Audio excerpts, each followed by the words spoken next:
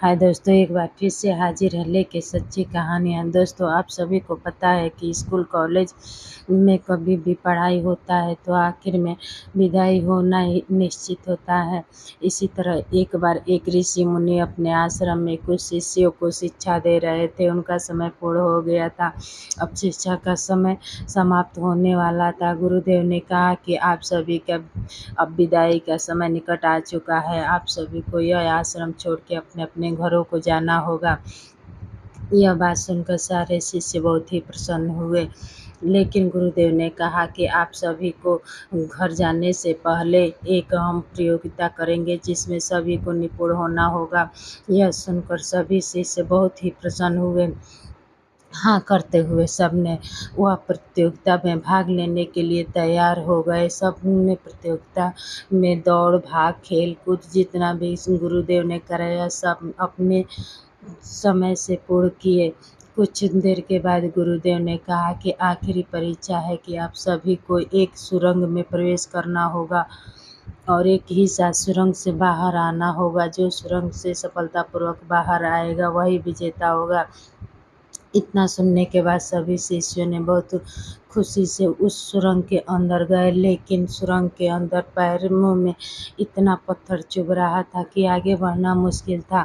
लेकिन फिर भी उसी में धक्का मुक्की करते हुए आगे बढ़ने लगे। कुछ शिष्य ऐसे भी थे जो वह पत्थर जब पैर में चुभता तो उठाकर अपने जेब में रख लेते और बाहर निकले तो गुरुदेव ने पूछा कि आप सभी क्यों एक समय में प्रवेश करने के बावजूद भी अलग अलग समय में सुरंग से बाहर आए हैं।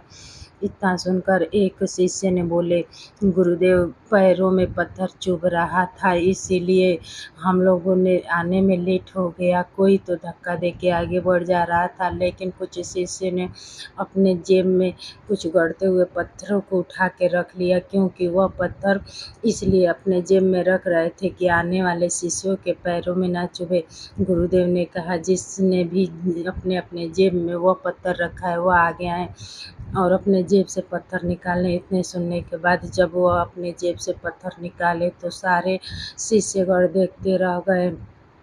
उनकी आंखें एकदम विस्मय की नज़रों से देखने लगी। उन्हें पता चला ही कि यह क्या है, यह तो एक चमत्कार हो गया। गुरुदेव ने कहा कि नहीं, यह कोई चमत्कार नहीं है। मैं खुद उस सुरंग के अंदर पत्थर बिछा के रखे थे। हम देखना चाह रहे थे कि कौन इस परीक्षा में निपुण हो रहा है और कौन नहीं। जो निपुण हुआ है उसी के पास हीरा है, क्योंकि वह हीरा मैं ही उस विजेता को रखा था। मुझे पता था कि इस हीरे से आपकी सोच और विचार सब पता चल जाता है कि आपके मन में क्या है, आप कितने शिक्षा में निपुण हुए हैं और कितने नहीं। यह सुनकर सब शांत हो गए, क्योंकि सबको लग रहा था कि मैं विजेता हूँ, लेकिन विजेता तो असल में वही हुआ था कि जिसके पास हीरा था।